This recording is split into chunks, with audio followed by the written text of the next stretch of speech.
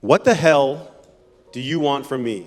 Those are the first words that a young man named Miguel said to me. Now, what you need to know about Miguel is that he had been in the foster care system since he was a little boy. His mother was a drug addict. One day, after years of drug abuse, she overdosed and died.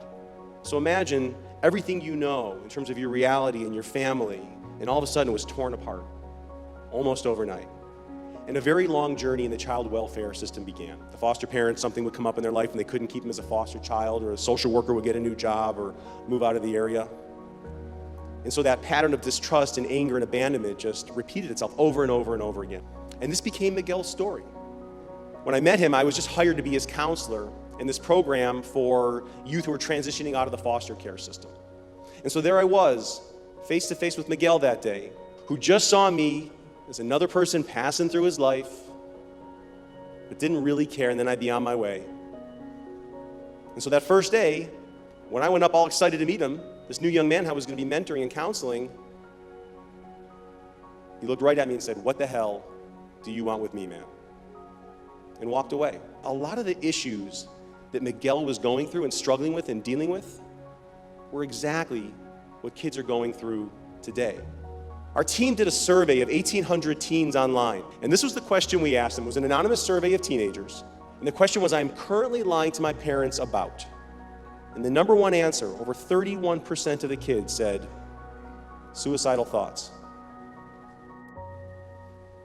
Just a few years ago, suicide became the second leading cause of death, just behind accidents, of teenagers today. So clearly there's an issue that's in every community. These are three practical ideas that you can start to apply today in your relationship with your teenager. The first one is that connection is currency. Every kid is one caring adult away from being a success story. Now, Miguel was absolutely determined to keep me at arm's length. Like, he wanted to show me that he had no need for me whatsoever. But I had one advantage. I had sort of like an ace up my sleeve, if you will, that Miguel didn't anticipate. I had a car. So whether he wanted to admit it or not, I now had some value to him. But I can't tell you how many miles we put on my car driving around listening to Bone Thugs and Harmony. So doing those things with Miguel, over time, that connection led to credibility. The second one is we have to learn to listen and not lecture. Lectures are basically teen repellent. And the kids never actually hear the words they're saying. It's just wah, wah, wah, wah, wah, wah, wah, right?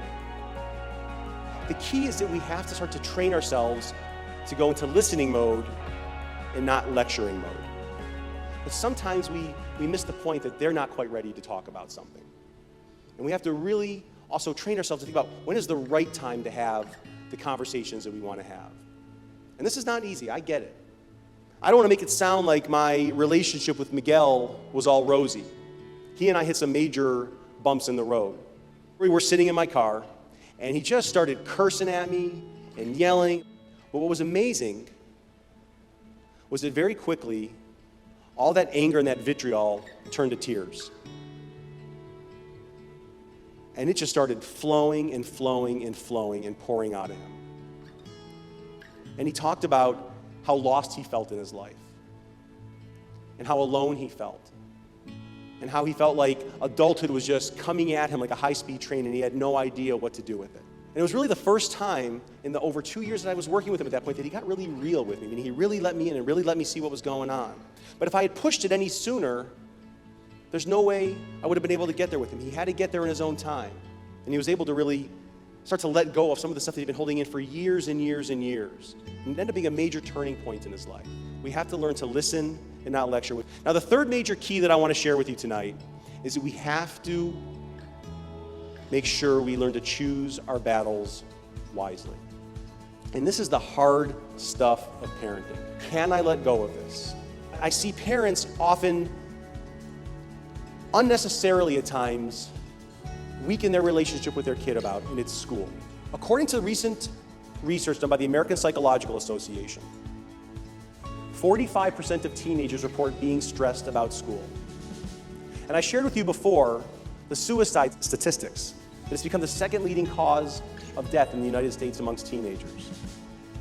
And it's also known that suicide rates spike significantly during the school year. Now, don't get me wrong, school is important, and we should nurture it and support it, but if they are struggling, we have to recognize that it's not the end of the world. That at the end of the day, what they really need is a sense of character, a sense of values. We need them to be good citizens. We need them to have a sense of self-confidence. We need them to know who they are and where they're going and how to make good decisions. If we help them become good people and have good values, they're going to turn out okay. So school is important, but the question is, we have to ask, is it the most important thing? School is important, but it's not worth going into mental health treatment over. And it's certainly not worth dying over. So I think we got to support our kids in being the best student that they can be. If they are struggling, if they're falling behind, then here's the question I think we really need to be asking ourselves.